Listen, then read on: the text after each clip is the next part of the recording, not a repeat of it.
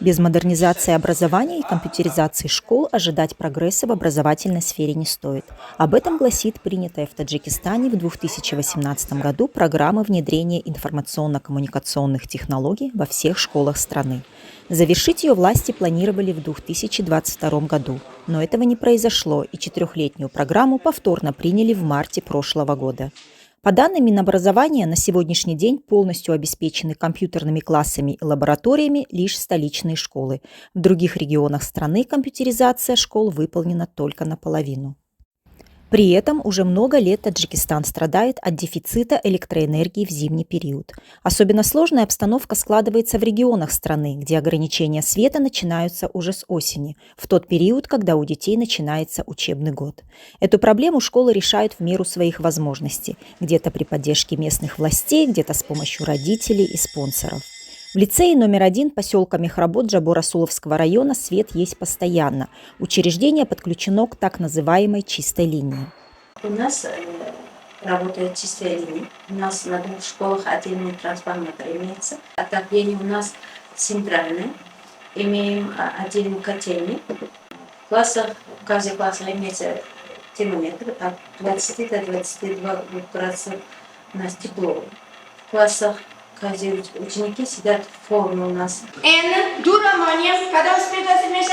В лицее обучаются почти 760 учеников. Учебное заведение, по словам руководства, активно использует современные технологии. Имеются 2 класса по информатике, установлены 27 компьютеров, подключен интернет и есть электронная библиотека.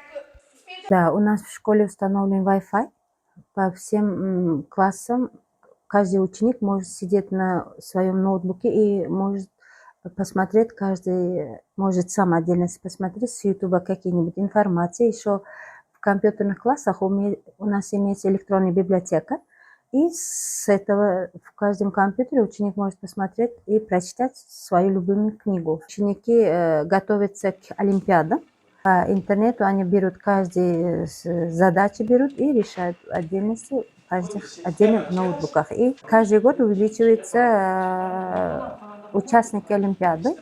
Но в этом году у нас сейчас уже 3 ученика поехали в Душанбе и участвовали в международной олимпиаде по математике.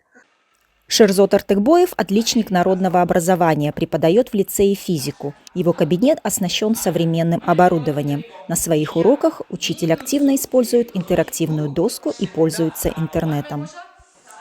Я часто на уроках возвращаюсь к уже пройденным темам. Мне не нужно рыться в своих конспектах или полагаться на память. Я быстро нахожу весь материал в компьютере. Электронная доска позволяет быстрее и легче освоить сложный материал, получить больше информации за короткое время, а также существенно упрощает работу учителя. Но далеко не все школы в регионах в период энерголимита имеют возможность подключиться к чистой линии. В Спитаменском районе большинство школ используют генераторы, но их мощности, как правило, ограничены. В связи с большой площадью образовательного учреждения мы используем генераторы лишь для тех классов, где работают компьютеры, либо когда учителя проводят открытые уроки. Большую поддержку в приобретении генератора нам оказали родители, а благодаря спонсорам мы частично установили систему отопления. Насколько школы внедряют современные технологии в учебный процесс, зависит от многих факторов. От продвинутости руководства, состояния местного бюджета, качества преподавательского состава. Школам, где при этом еще и вводится энерголимит, приходится гораздо сложнее идти в ногу со временем.